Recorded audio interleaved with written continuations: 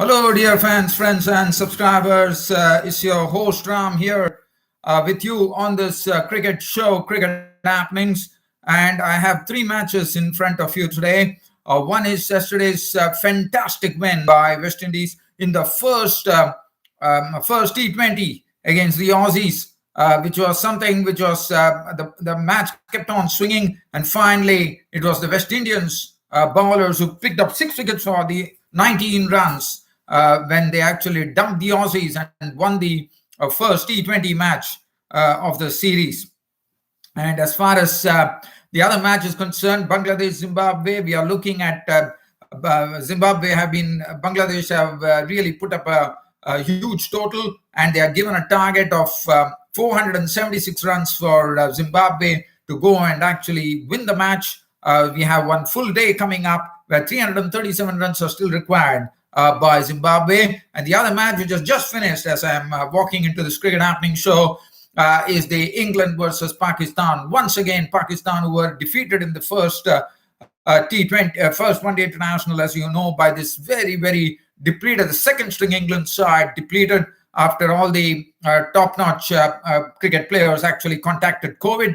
But one has to say that England, this second string England team, has already won the ODI series today. This three-match Royal London Cup won the ODI series by actually beating Pakistan in the second ODI as well. So Pakistan have definitely some real soul searching to do.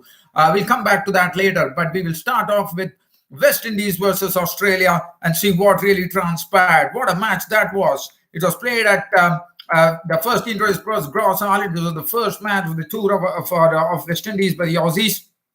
And Australia also know that they are not at full strength. But also let's remember that yesterday Kieron Pollard, the captain of the team himself, had a niggle as far as hamstring was concerned and had to pull out at the last minute, and that left them definitely exposed, I reckon. But definitely, as far as the as far as this particular ground was concerned, the Gross Islet, where South Africa actually beat the West Indies, as you would remember, in a closely contested T20 series. The wind there was a real wind blowing on the day. It was a bit cloudy. The conditions were ideal for the bowlers to really make a mark. And if you look at the score there, as you know, the West Indies South Africa series saw an average score of 160 odd on this, where both the teams were quite challenged by the particular target with the slowness of the pitch in the West Indies. And as far as this match was concerned, it was a similar story. If you look at the card there, the West Indians, as I said, they had lost the services of their skipper Kieron Pollard. That was a big blow for them, and they in fact were really, really struggling. George Hazelwood, the Aussie bowler, was really making the West Indian batsman really struggle. He picked up some early wickets. He picked up the wicket of Evan Lewis pretty early, sent him back for a duck. Then Lendl Simmons, and after that, Chris Gale was also a victim of Hazelwood for 4, and Hazelwood had figures of 2 for 3 in the power play overs. And Lendl Simmons contributed 27 of 28 deliveries with 2 fours and 2 sixes. And it was really the power play overs were totally consumed, and the West Indians could only muster probably around 20 odd runs, 24 runs, I suppose. Other than that, they were really, really struggling. Shimron Hetmyer tried to rein himself a bit by scoring 20 of 25 with 1 boundary. Nicholas Pooran once again could not get into some good form, but he was run out by Josh Philippi. He was gone for 17 of 16 deliveries with 3 fours. And definitely now it was left to Andre Russell and Fabian Allen in the crease. And Andre Russell was the man who really turned it around. There was 65 for 4, 101 for 5 in the. There was 65 for 4 when Andre Russell entered the scene. And Andre Russell, let me tell you what an innings that was. It was totally a power pack innings. He smashed 51 runs of 28 deliveries, which included 3 fours and 5 massive sixes to different parts of the ground. And what was Andre Russell doing? He first went aerial against Ashton Agar, the spinner. Then he turned his attention towards the other bowler, Mitchell Marsh, and also Mitchell Stark. I mean, the way he hit Mitchell Stark, that was a real sighter because Andre Russell, Mitchell Stark was actually pitching the ball on round the off stump. But Andre Russell was so equal to the challenge. He just clubbed Mitchell Stark for two massive sixes, one actually going out of the ground. And the ball was not retrieved, and the new ball had to be used. And Andre Russell, we know what power he brings. And in the bargain, it was a severe. It was something which really turned the fortunes for the West Indies, as thanks to this Andre Russell knock of 51 of 28 deliveries, which included 3 fours and 5 sixes, before Hazelwood once again came back into his last spell after coming back and ripped the wicket of Andre Russell with the only delivery that he bowled. And Andre Russell was responsible for the West Indians actually getting on to a total of 145 for 6, which was definitely defendable on this particular track. As I said, there was a nice wind blowing, and Andre Russell also collected his maiden half century. Can you believe it? I mean, we know that what he has done in the T20 leagues all around the world, but here he is, Andre Russell, picking up his first T20 international half century, his maiden T20 half century, which was 51 of 28 deliveries, which included 5 massive sixes and 3 boundaries. Fabian Allen was not out on 8. Wayne Bravo, given a hit of the last ball 6, was not out on 7 of 3 deliveries, and that was the end of the West Indian innings, 145 for 6. The bowling, Mitchell Stark was really got a real tap, especially from Andre Russell. 4 overs, none for 40. Josh Hazelwood, a picture of metronomic accuracy. 4 overs, 1 maiden, 12 runs and 3 wickets for Josh Hazelwood. Ashton Agar, 3 overs, none for 28, not bowl after that. Adam Zampa, 3 overs, none for 23. Mitchell Marsh, 2 for 26, I thought did a good job. Dan Christian, seen for the first time after quite a bit of gap as far as international cricket is concerned, after his exploits in the Big Bash League and all the T20 leagues across the world. Dan Christian, 2 overs, none for 10. The Australian innings, which is 146 runs, and in the very Fabian Allen in the second over of the game picked up the wicket of Aaron Finch, and that was an important wicket. He forced Aaron Finch onto the drive, and Aaron Finch accepted that, and Aaron Finch was a goner for 4. But after that, it was. If you look at the scorecard, Mitchell Marsh came in at 1 drop, and Mitchell Marsh and Matthew Wade definitely blunted. I mean, they went after the runs. They were getting very quick runs. I mean, you can imagine the score read 46 in the 4th over. So you can imagine in the power play overs, they had taken the maximum advantage out of it. And Matthew Wade was putting the ball over the fence with absolute disdain. This was going on, with Matthew Wade and Mitchell Marsh really getting on with the innings. It was pretty good going for them. They had nothing to worry with a big batting lineup still to come. But then suddenly things started happening. The man who started it, Russell, exactly, was hit for 2 sixes in that particular over, but he went on to pick up the wicket of Matthew Wade, caught by Hetmyer for 33 or 14 deliveries, 1 4 and 3 sixes. But after that, we saw a clatter of wickets, and this was the time. From 46 for 2, we saw Josh Philippi come in, but leave early as well. And now this was the time when, after the power play overs, we saw the man who could really do some magic. His name, young Obaid McCoy, tall guy, left armer, which is definitely a lot of variety. And what is good about this bloke is that he was the one who was the game changer. In fact, he picked up the man of the match award. He totally changed the complexion of the game. The Australians were totally cruising at one stage with 19 runs and 6 wickets falling. That really tells you the tail, basically. They were 89 for 4 in the 8th over, and just another 12 overs were remaining, and it was nothing to worry about. They just to get 146. But the man who made the difference was 2 bowlers, and the bowlers' names, Obaid McCoy. Obaid McCoy, we have seen him, what he has done against South Africa. He's only getting better and better. He's been bettering his bowling figures. And here he goes once again. Obaid McCoy went on to better his bowling figures once again in T20 cricket, picking up his best ever bowling figures to take the man of the match award. 4 overs, no maiden, 26 runs and 4 wickets. We are going to hear a lot about this bloke, Obaid McCoy. He has a special skill in itself, and that is he uses various grips to actually bowl the slower stuff. And the slower stuff is something where we are seeing, I saw that when the South Africans were batting, they were getting foxed. Now the Aussies were getting foxed, and that really says that Ubaid McCoy has a great future in West Indian cricket. And I think Ubaid McCoy is something that West Indies have to nurture, and they have to see to it that this bloke actually is always there to bowl the death overs. We know Dwayne Bravo is a good bowler in death overs, but I think they have another acquisition now in Ubaid McCoy. And Ubaid McCoy has pace as well, and it is great to see, and that's what did the Australians in. Ubaid McCoy came in and started picking up the wickets. And also there was one more bloke who actually joined him in the fun, and this guy was Hayden Walsh, who did not play in the South African series, but basically came back into action. And what a bowling for him. He had, these were the two blokes who did the damage to the Aussie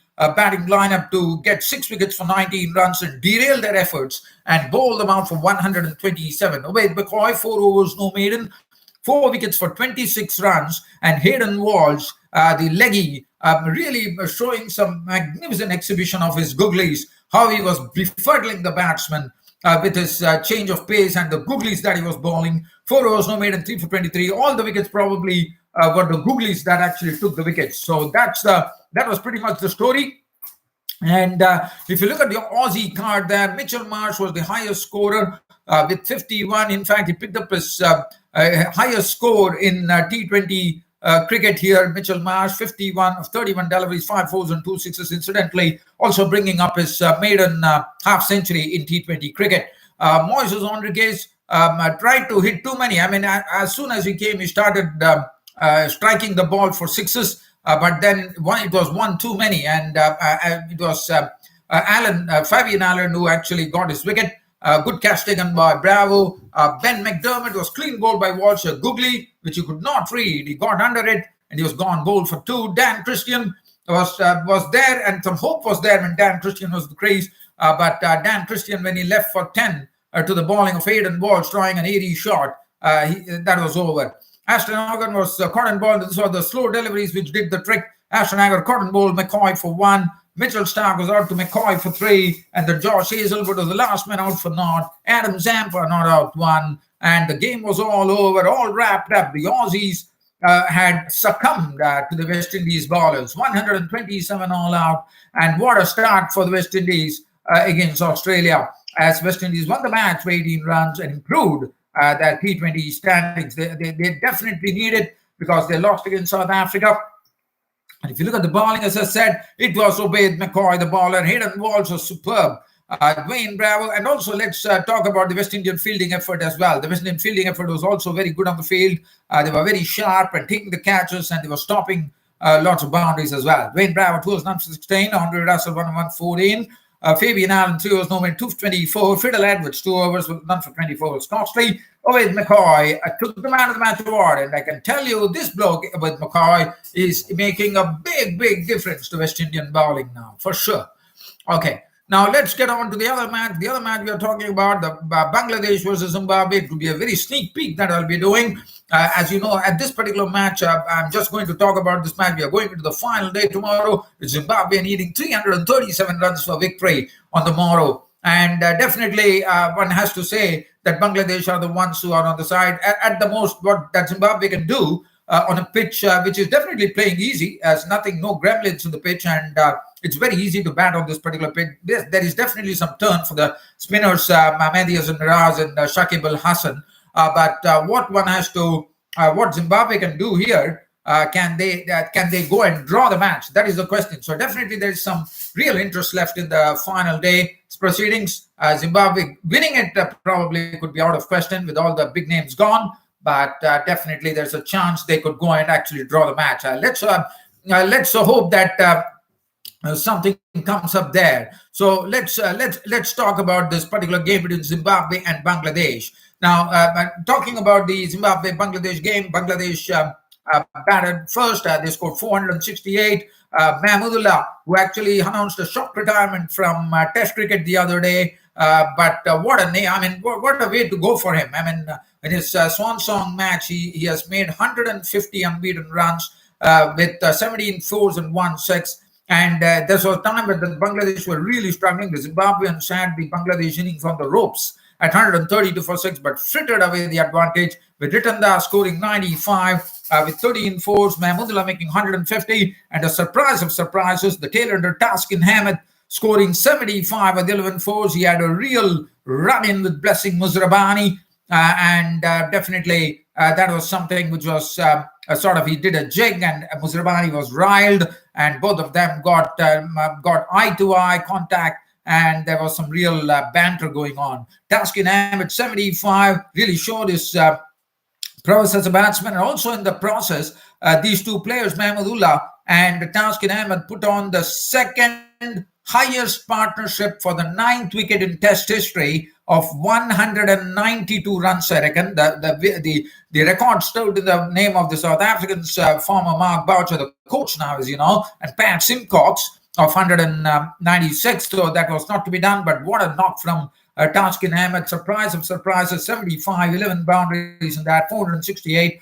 Blessing Muzrabani was superb, 4 for 94. Zimbabwe in their first leg were bowled out for 276, but a good effort from the Zimbabwean batsman, especially the debutant Caetano, Takudzwanse Caetano. I'm trying to pronounce his name here. His name is Takudzwanse Caetano. He's missed his century, but he contributed 87, 9 boundaries. Brendan Taylor making 81, 12 fours and 1 6. Don Mayers, another talented bloke, 27 and 41 from Milton Shumba. And as far as the bowling was concerned, it was a 5-wicket back for Mehdi and Miraz, the spinner, and 4 wickets to Shakib Al Hasan.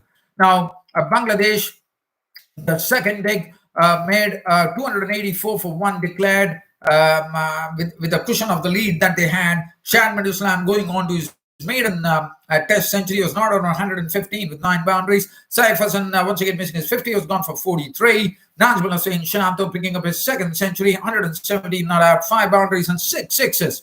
He went after them. Roy Kerr was someone who was really taken for some special treatment with some real sixes hit by Najmul Hussain Shanto. So as I said, the Zimbabweans in their second leg are 140 for 3, chasing 477, 676 to win the match, and 337 runs still on tomorrow. Milton Shumba was 11, Caetano was 7, but what an innings from Brendan Taylor. Absolutely counterattacked the Zimbabwean batting. So the Bangladesh bowling to all parts of the field.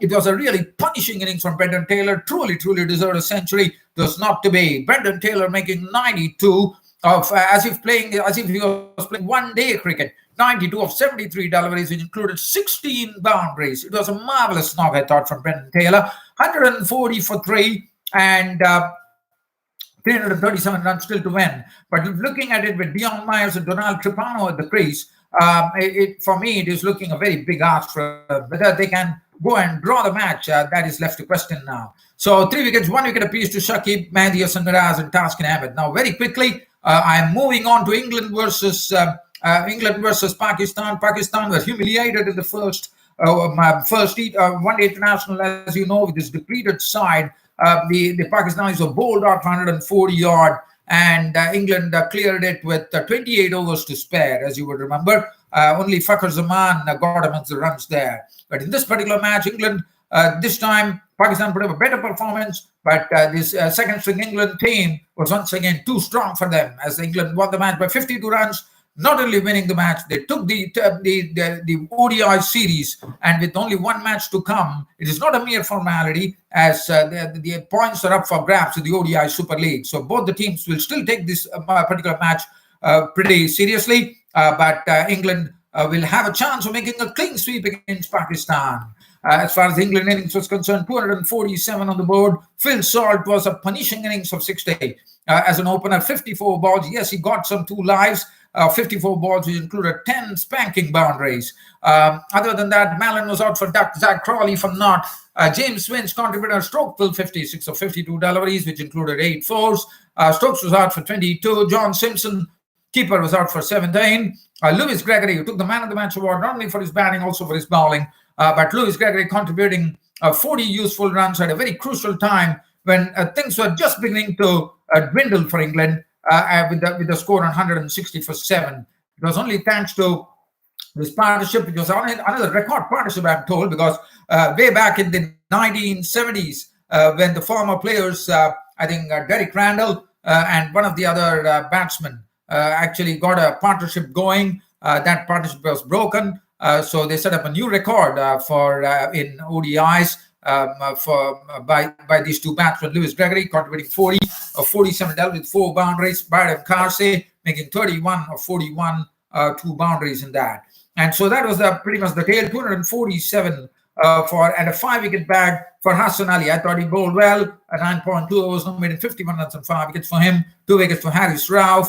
Shadab Khan 146. And the way Shadab Khan did James Winston, that was a beauty. I thought it was a very testing over. And then finally, Shadab Khan won the battle as it was James Winston losing his stumps to Shadab Khan. South Shakil picked up 1 wicket and Shaheen Shah Afridi 1 wicket. Now, Pakistan was given a target of 248 runs to go and actually win the match. And definitely, again, this bloke, Saqib Mahmood, who really took those important wickets, once again came in. First, Gregory knocked off Imamul Haq pretty quickly. Fakhar Zaman was not his element. Fakhar Zaman, I think probably the England had done their real homework on Fakhar Zaman after how he played the other day, and that was wonderful to see. And Fakhar Zaman was kept quiet. Frustration crept in, and he was clean bowled by Overton for just 10 runs, occupying 45 deliveries with no boundaries. After that, as I said, Saqib Mahmood is someone who is very good with the new cherry, especially with the seaming conditions that were helping him.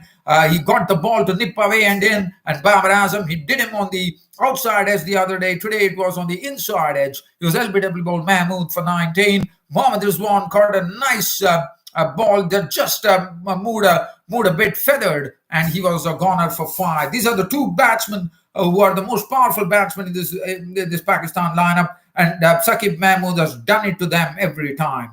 Saud Shakil was the highest scorer, so he's getting his maiden half century. It was good to see, and it looked to be a very compact player, according to me. 56 of 77 dealt with 4 fours. Sohaib Maqsood hit some good blows that he's known for with 2 sixes, but then he was gone for 19 of 17 deliveries. Shadab Khan 21 was also got in the deep, and then Hassan Ali dealt some big blows, trying to keep up the entertainment going. He was gone for 31 of 17, 3 sixes and 2 boundaries. Shaheen Shah Afridi was in the end not out on 18, 1-4. 195 was what the final tally for Pakistan was, as the England won the ODI series. They already won the ODI series, and with the final to come, England won by 52 runs. Congratulations to England, to the second string England team, which has shown that what tremendous bench strength England have today. The bowling, Lewis Gregory was man of the match, not only for his batting, also for his bowling. 8 overs, no made in 3 for 44, and also with the bat getting 40 runs. Saqib Mahmood, to me, has become the big difference because he's been knocking off Babar Azam in both the matches. 8 overs, no made in 2 for 21. So definitely there'll be a real battle when the third match takes up at Edgbaston. The final match, I'll be closely watching Saqib Mahmood's contest with Babar Azam. Lewis Gregory 144. Craig Overton, I thought, did a good job. 9 overs, 2 minutes, 39 runs and 2 wickets. Brendan Carsey, 8 overs, 1 for 44. Matt Parkinson also chipped in, 2 for 42. Lewis Gregory, man of the match. And that was the match stories as far as today was concerned. So I did not go into the past today because, as I said, I had 3 matches to cover and I had to really rattle along. So, well, dear fans and subscribers, this being said, it's about time for me to pull the curtain down on this particular cricket show. Keep an eye on Twitter. Keep an eye on my cricket website as well, www.cricket-shaders.com. This being said, it's about time for me to go down and hit the wind up button. I'm winding up right now, but promising you tomorrow, once again, I'll be back. We have one more match coming up today. This is going to be the second T20 match, the back-to-back matches today at St. Gross Island, once again, the same ground between Australia and the West Indies, the second T20, which is going to start probably when I'm talking to you. I reckon it should be 4 hours from now when the match will be starting, and I'll be definitely watching that game. And then tomorrow I'll also be speaking about what Zimbabwe did. Where does Zimbabwe stand in the chase? Whether the match ended in a draw or whether it was a Bangladeshi victory. It all points towards a Bangladeshi victory for sure. but time will tell the story.